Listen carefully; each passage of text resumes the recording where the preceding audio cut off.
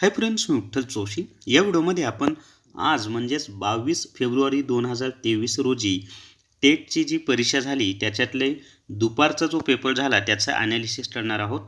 सकाळच्या पेपरच्या ॲनालिसिसचा व्हिडिओ मी ऑलरेडी दुपारीच 2:30च्या दरम्यान अपलोड केलेला आहे आणि दुपारच्या पेपरची माहिती उशिरा मिळाल्यामुळे माझा व्हिडिओसुद्धा उशिरा येत आहे. तर आपण डिटेल्समध्ये माहिती पाहूयात. टेटसाठी जर तुम्हाला टेस्ट सिरीज लावायची असेल तर प्ले स्टोअरवरून विठ्ठल जोशी ॲप डाउनलोड करा आणि टेस्ट सिरीज विकत घ्या.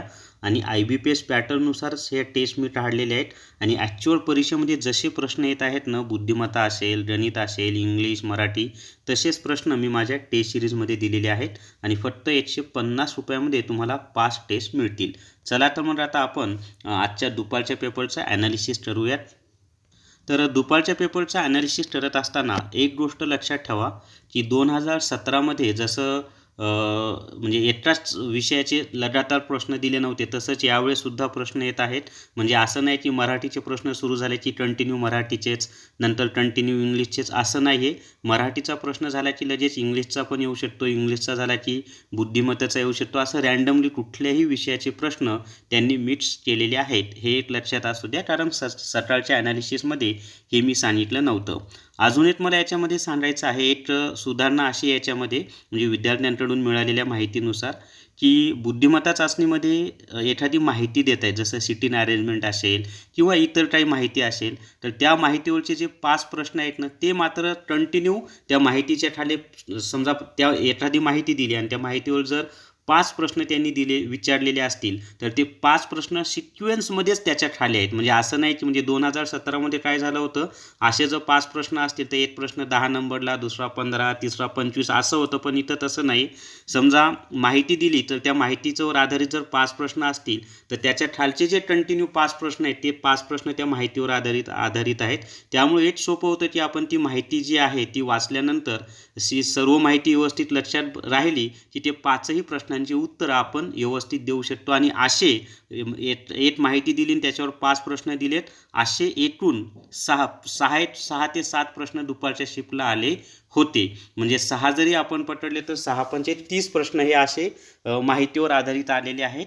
आणि ते नशीब आपलं की 5 प्रश्न त्या माहितीच्या खाली सिक्वेन्समध्ये दिलेले आहेत. तर हे झालं.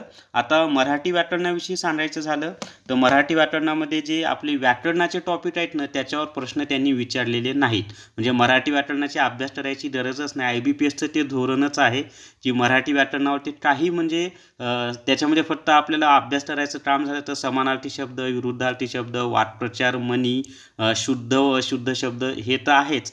पण व्याकरण जे आपलं प्रयोग, समास, काळ, याच्यावर एकही प्रश्न नव्हता. मग प्रश्न कशावर होते तर मराठी भाषेतले वाक्यांचा क्रम लावा. हे तर खूप सोपं आहे, त्यासाठी वेगळं काही करायची गरज नाही.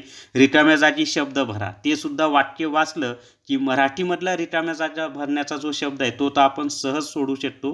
तर या टाईपचे प्रश्न. त्याच्यानंतर दिलेल्या पुढीलपैकी कोणतं शुद्ध वाक्य आहे, कोणतं अशुद्ध वाक्य आहे, या टाईपचे प्रश्न मराठी व्याकरणामध्ये त्यांनी विचारलेले आहेत. त्यामुळं मराठीसाठी आपल्याला फक्त वाचायचं झालं तर समानार्थी शब्द, विरुद्धार्थी शब्द, वाक्प्रचार, म्हणी हेच वाचणं आवश्यक आहे, बाकी काही वाचायची आवश्यकता नाही. आता इंग्लिश ग्रामरविषयी सांगायचं झालं तर इंग्लिश ग्रामरवर सुद्धा सेम की synonyms, antonym, one word substitute, idiom, proverb याच्यावर प्रश्न आहेत. तसंच पॅराजंबल्स म्हणजे काय, वाक्य दिलेत 4 किंवा 5 आणि त्यांचा योग्य क्रम लावा, याच्यावर जास्त प्रश्न आहेत. फाइंड द एरर किंवा स्पॉट द एरर याच्यावर जास्त प्रश्न आहेत. त्याच्यानंतर फिल इन द ब्लँक म्हणजे रिकाम्या जागा ज्या भरा असतात पण इंग्लिशमधल्या, त्याच्यावर प्रश्न आहेत. आर्टिकलवर प्रश्न आले होते, प्रिपोजिशनवर. ते फिल इन द ब्लँकमध्ये टेन्स, आर्टिकल, प्रिपोजिशन हे सर्व येतच. फिगर ऑफ स्पीचवर एक प्रश्न इंग्लिश ग्रामरमध्ये विचारले जात आहेत. त्यामुळं फिगर ऑफ स्पीच छोटासा टॉपिक आहे, तो एक व्यवस्थित करा, त्याचे नियम सर्व पाहून घ्या, त्याच्यावर काही प्रश्न विचारले जात आहेत. आता अजून एक लक्षात ठेवा की सामान्य ज्ञान अजिबात वाचू नका, त्याच्यावर प्रश्न येत नाही आहेत. विज्ञानावर प्रश्न येत नाही आहेत. त्याच्यानंतर जे आपलं शैक्षणिक मानसशास्त्र आहे त्याच्यावर सुद्धा म्हणजे जे शास्त्रज्ञांची नावं किंवा त्यांच्या ज्या उपपत्त्या वगैरे आहेत किंवा ज्या बेसिक कन्सेप्ट आहेत मानसशास्त्राच्या त्याच्यावर एकही प्रश्न विचारला जात नाही. मग त्याच्यावर प्रश्न विचारले कोणते जात आहेत तर उपयोजनात्मक प्रश्न विचारले जात आहेत. आणि उपयोजनात्मक प्रश्न विचारले जात आहेत तर त्यासाठी तुम्हाला वेगळा असा अभ्यास करायची आवश्यकता नाही. जो आदर्शवादी पर्याय असेल तो आदर्शवादी पर्याय तुमचं उत्तर पाहिजे उपयोजनात्मक प्रश्नांसाठी. तर त्यासाठी तुम्हाला म्हणजे आता राहिलेल्या पेपर म्हणजे हे मी दुपारच्या पेपरचं ॲनालिसिस सांगत आहे बरं का तुम्हाला सर्व. तर जे मानसशास्त्र म्हणजे अवकाशीय क्षमता किंवा मानसशास्त्र आहे त्याच्यावर पूर्णपणे उपयोजनात्मक प्रश्न आहेत. बेसिक नॉलेजवर काहीच प्रश्न नाहीत. कन्सेप्ट शास्त्रज्ञ उपपत्ती याच्यावर काहीच प्रश्न आलेले नाहीत. हे झालं मराठी, इंग्लिश आणि मानसशास्त्र. आता गणितामध्ये ना सर्वात जास्त प्रश्न हे पदावलीवर विचारले गेलेत बरं का दुपारी गणितामध्ये. पदावली या टॉपिकवर प्रश्न विचारलेले आहेत. म्हणजे बॉडमास जो आपला नियम आहे पण ते पदावली विचारत असताना त्यांनी कसं विचारले माहीत आहे का? पदावलीमध्ये शेटेडवारी पण टाकले. त्याच्यानंतर दशांश अपूर्णांक व्यवहारी अपूर्णांक त्या पदावलीमध्ये असे दिलेले आहेत. दशांश अपूर्णांकाच्या संख्या दिलेल्या आहेत आणि मध्येच शेकडेवारी पण दिलेल्या आहे. माझ्या टेस्ट सिरीजमध्ये मी तसे दिलेले आहेत पदावल्या.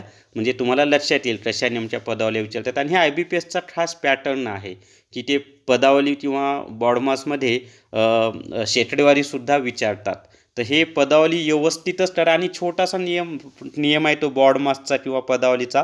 तो नियम कंसातील चिन्हांचे नियम आणि कंसाच्या बाहेर संख्या कशी काढायची किंवा चिन्हांचे नियम हे जर तुम्ही केलं तर त्याच्यावर तुम्हाला हमखास प्रश्न म्हणजे मार्क्स मिळतात. तर सर्वात जास्त प्रश्न दुपारी गणितावर बॉडमासवरच विचारले होते. मग त्याच्यानंतर सरळ व्याज वर आहे, नफा तोटा, शेकडेवारी हे आहेत. पण सर्वात जास्त प्रश्न बॉडमासवर दुपारी आले होते गणितामध्ये. पदावली ज्याला आपण म्हणूयात. आणि पदावलीमध्ये मग दशांश अपूर्णांकाच्या संख्या होत्या, शेकडेवारी होतं, हे होतं. त्याच्यानंतर बुद्धिमत्ता चाचणीमध्ये ना तर्क व अनुमान आणि बैठक व्यवस्था हे 2 टॉपिक खूपच महत्त्वाचे आहेत. म्हणजे सर्वात जास्त प्रश्न म्हणजे बैठक व्यवस्थेमध्ये पण वर्तुळाकार बैठक व्यवस्था आणि एका रेषेमध्ये असलेली बैठक व्यवस्था अशा दोन्ही याच्यावर प्रश्न विचारले दुपारच्या याला. सकाळी पण आले होते. त्याच्यानंतर तर्क व अनुमानवर भरपूर प्रश्न आलेले आहेत. पझलवर प्रश्न आलेले आहेत. संख्यामाला, अक्षरमाला, दिशाज्ञान चाचणीवर प्रश्न विचारले होते. नातेसंबंधावर प्रश्न विचारले होते. म्हणजे सकाळी जसे प्रश्न विचारले होते बुद्धिमत्ता चाचणीचे तसेच दुपारी पण आले होते. आणि सर्वात जास्त प्रश्न हे बुद्धिमत्ता चाचणीवरच आहे. सकाळी तर आलेच होते, दुपारच्या शिफ्टला सुद्धा सर्वात जास्त प्रश्न हे बुद्धिमत्ता चाचणीवरच आलेले होते. तर अशा पद्धतीनं दुपारच्या पेपरमध्ये प्रश्न आलेले होते जे मी तुम्हाला सांगितलेलं आहे. तर त्यामुळं आता राहिलेल्या पेपरमध्ये बुद्धिमत्ता चाचणीवर सर्वात जास्त भर द्या. त्याच्यामध्ये बैठक व्यवस्था, तर्क व अनुमान हे टॉपिक, त्या गणितामध्ये बॉडमास हा टॉपिक. म्हणजे गणित आणि बुद्धिमत्तेचाच तुम्ही खरं म्हणजे अभ्यास करायची गरज आहे. आणि मराठी आणि इंग्लिशचं फक्त सिनॉनिम्स, अँटॉनिम्स व प्रोव्हर्ब, इडियम्स हे जे टॉपिक आहेत एवढेच फक्त करा. बाकी ग्रामरचं काही एवढं करायची आवश्यकता नाही. तर आणि तुमचा पेपर झाल्यानंतर तुम्ही पण मला 8806068618 या माझ्या व्हॉट्सअप नंबरवर काही माहिती पाठवू शकता जेणेकरून मला व्हिडिओ बनवायला मदत होईल. बी पब्लिकेशन पुणे यांनी TCS पॅटर्न प्रश्नपत्रिका वर्गीकरण व विश्लेषण हे पुस्तक प्रसिद्ध केलेलं आहे. याच्यामधून तुम्हाला जे पझल्स आहेत किंवा बैठक व्यवस्था आहे, तर्क व अनुमान आहे म्हणजे बुद्धिमत्तेचे जसे प्रश्न आपल्याला विचारले जात आहेत ना त्याचा भरपूर सराव होईल. आणि ॲक्च्युअलमध्ये परीक्षांमध्ये विचारलेले प्रश्न आहेत. जरी हे TCSनं विचारलेले असले तरी यांनी IBPSच्या प्रश्नपत्रिकांचा सुद्धा या पुस्तकात समावेश केलेला आहे. तर ज्यांचे पेपर उशीर आहे शेवटी त्यांच्यासाठी सरावासाठी उपयुक्त आहेत. अजित कुमार यांचं बी पब्लिकेशन TCS पॅटर्न प्रश्नपत्रिका वर्गीकरण व विश्लेषण हे पुस्तक आहे. तर या व्हिडिओमध्ये एवढीच माहिती. या व्हिडिओला सर्वांनी लाईक करा, शेअर करा आणि विठ्ठल जोश यूट्यूब चॅनल सबस्क्राईब करा. Thank you very much.